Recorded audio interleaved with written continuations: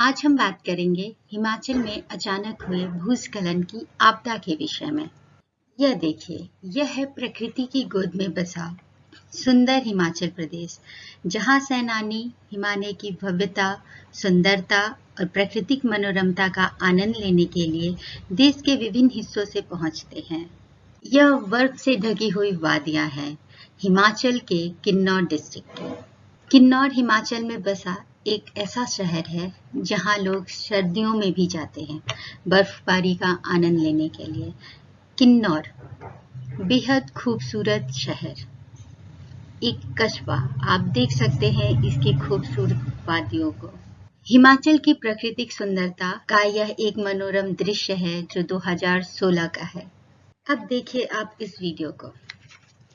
प्रत्येक वर्ष की तरह ही इस बार भी हिमाचल पहुंचे सैलानी यह उम्मीद कर रहे थे कि वहां की प्राकृतिक सुंदरता देखकर वो मोहित होंगे, परंतु देखिए उनका सामना हुआ यहाँ साक्षात मौत से, मातम से, अचानक हुए भूस्खलन से। यह भूस्खलन का एक दूसरा दृश्य है जिसमें आप स्पष्ट रूप से देख सकते हैं कि किस प्रकार मिट्टी के कण पहाड़ी ढाल के सहारे तीव्र गति से नीचे गिर रहे हैं और साथ ही साथ अपने साथ पूरे के पूरे पहाड़ी ढाल को नीचे गिरा दिए हैं। बीच में अगर आप ध्यान से देखें तो बनी हुई रोड पे खड़े जितनी भी वाहन थे सब इस लैंडस्लाइड के सहारे नीचे की तरफ गिर गए और मनुष्य के हाथों में मूक दर्शक बने रहने के अलावा कुछ भी नहीं बचा। तो आइए जानते हैं आखिर यह भूस्खलन है क्या। भूस्खलन साधारण तौर पे अगर हम समझे तो ठोस चट्टान, मिट्टी, मलबा आदि का किसी भी पहाड़ी ढाल के सहारे नीचे की तरफ गिरना, लुढ़कना या सरकना है। यह एक आमतौर पे साधारण विश्वव्यापी प्राकृतिक घटना है जो छोटे और बड़े स्तरों पर घटित होते रहती है। इस वीडियो को अगर आप ध्यान से देखेंगे तो एक पूरा बड़ा चट्टानी ब्लॉक पहाड़ों से टूट के और नदी में गिर रहा है। कभी कभी इस तरह से जब चट्टान नदी के भागों में गिरते हैं तो इस प्रकार से जो भूस्खलन होता है उससे नदियों के मार्ग में बाधा उत्पन्न होती है जो अस्थायी होती है। कुछ समय तक ये बांध के पानी को रोके रहते हैं, वहां एक छोटी सी बांध बन जाती है और बाद में जब वो बांध का पानी गिरता है तो वहां अस्थायी झील समाप्त होते हैं और निचले इलाके में जहां पे बसाव होता है वहां भारी तबाही आती है। अब हम समझेंगे कि भूस्खलन कितने प्रकार के हो सकते हैं। साधारण तौर पे भूस्खलन को 3 भागों में हम बांट सकते हैं। पहला प्रकार होता है चट्टानों के टुकड़ों का गिरना जिसे हम कहते हैं रॉकफॉल। इसमें मुख्य रूप से तीव्र चट्टानी ढाल के सहारे चट्टान के बड़े बड़े टुकड़े और उसके साथ छोटे छोटे कण भी पृथ्वी की गुरुत्वाकर्षण शक्ति के कारण फिसलकर नीचे की तरफ गिर जाते हैं। इसे कहते हैं रॉकफॉल। दूसरा प्रकार है मलबा स्लाइड जिसे हम डेब्रिस फॉल भी कहते हैं। यह रॉक स्लाइड से इस प्रकार से अलग होता है कि इसमें सूखी चट्टानों के साथ कुछ मात्रा में मिट्टी का अंश भी मिला होता है जो ढाल के सहारे नीचे की तरफ फिसलता है। तीसरा प्रकार होता है मड फ्लो जिसे कीचड़ प्रवाह कहते हैं। यह एक विशेष प्रकार का लैंडस्लाइड होता है और यह बहुत व्यापक होता है, खासकर जिन क्षेत्रों में वर्षा होती है। वर्षा के जल में जब पत्थर, कंकड़, मिट्टी एक साथ हो जाते हैं तो मलबा भारी मात्रा में बहुत तीव्र गति से नीचे की तरफ गिरता है। इसे ही हम मड फ्लो के नाम से जानते हैं। अब अगर हम यह सोचें कि आखिर यह लैंडस्लाइड होता क्यों है, भूस्खलन के कारण क्या है, तो बहुत सारे कारण हो सकते हैं और कभी भी लैंडस्लाइड किसी एक वजह से नहीं आता है। तो लैंडस्लाइड के मुख्य कारकों को हम 2 भागों में बांट सकते हैं। पहला है प्राकृतिक कारक और दूसरा है मानवीय कारक। अगर हम प्राकृतिक कारकों पर ध्यान दें तो इसमें विभिन्न प्रकार के कारक हो सकते हैं, जैसे अगर पहाड़ी इलाकों में साधारण रूप से भूकंप आ जाए या किसी भी तरह से चट्टानों में दरार उत्पन्न हो जाए या चट्टानों की संरचना में इस तरह का परिवर्तन आ जाए कि चट्टानें मेटामॉर्फिक से सेडिमेंट्री रॉक्स में बदल जाएं, या फिर मिट्टी की ढाल अगर बहुत तीव्र हो जाए, चट्टानों में किसी प्रकार का वलय आ जाए, बहुत भारी मात्रा में बारिश हो जाए अगर किसी भी तरह का फॉरेस्ट फायर आ जाए और वहां की पूरी वनस्पति जल जाए तो वहां पर भूस्खलन होने की संभावनाएं बढ़ जाती हैं।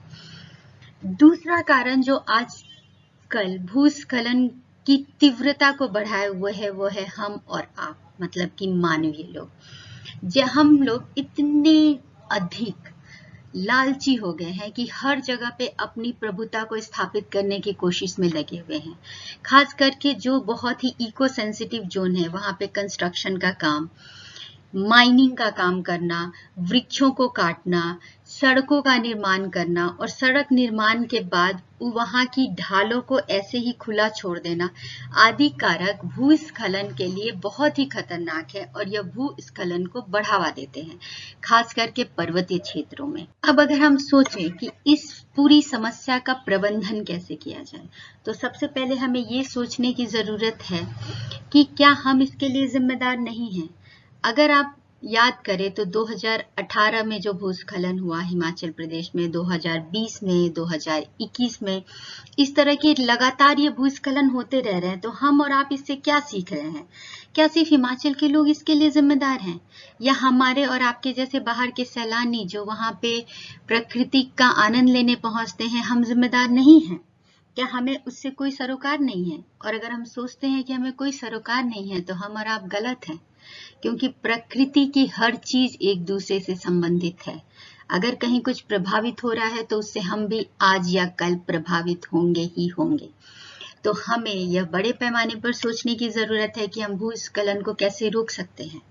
अगर हम इसको कैटेगराइज करना चाहें तो 2 भागों में विभाजित कर सकते हैं। एक है सरकारी और सामाजिक स्तर पर और दूसरा है व्यक्तिगत स्तर पर।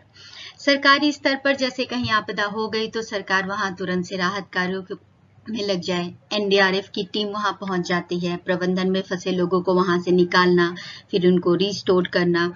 सोशल फॉरेस्ट्री के जरिए जो भी ऐसे पहाड़ी ढाल है जहां पे मिट्टी सरकने के चांसेस अधिक है वहां पे वृक्षारोपण करके, लोगों में जागरूकता पैदा करके, वहां पे एक प्लान तरह से टूरिज्म की व्यवस्था करके लोगों को एक लिमिटेड संख्या में वहां पहुंचने देना, उनको वापस आने के बाद ही फिर नेक्स्ट टूरिस्ट स्लॉट को वहां पे देना। जब हम वहां घूमने जाते हैं तो वहां पर किसी भी तरह के इनसेंसिटिव या आप कह लीजिए कि इको नेगेटिव काम हम ना करें, पर्यावरण के साथ मिलजुल के रहें। ये सब काम हम कर सकते हैं जिससे हम भूस्खलन को बचा सकते हैं। साथ ही साथ प्राकृतिक आपदा को मानव ने अनियंत्रित विकास के कारण और अधिक बढ़ा दिया है। जैसे हम चाहें तो व्यक्तिगत स्तर पे पहाड़ी एरिया में अगर घर बना रहे हैं तो उस धरातल पे बनाएं जहां की ठोस जमीन हो। ऊपर यह एक इमेज में आप देख सकते हैं कि पहाड़ी ढाल पे जहां भूस्खलन हुआ है वहां लोगों ने पत्थरों के बेड़ बना के मिट्टी को नियंत्रित किया है और वहां पे फिर खेती बाड़ी शुरू की है और प्लांटेशन किया है। इससे वहां की भूमि को संगठित करके रखने में मदद मिली है और इससे भूस्खलन को रोका जा सकता है। तो दोस्तों, आपसे निवेदन है कि आप अपने प्रकृति के प्रति संवेदनशील रहें, प्रकृति का सम्मान करें। प्राकृतिक आपदाओं को रोक पाना भले हमारे बस में ना हो, पूरी तरह से हम नियंत्रित ना कर सकते हो, लेकिन अगर प्राकृतिक आपदाएं हो गई तो हम संवेदनशील तरीके से काम कर सकते हैं, फंसे लोगों को बचा सकते हैं, अपने आसपास के लोगों को जागरूक कर सकते हैं। आपसे निवेदन है, आप स्वस्थ रहें, प्रकृति को बचाएं और खुशहाल रहें। धन्यवाद। To have more such discussions and analysis, subscribe to our channel and hit the bell icon for notifications on our upcoming videos.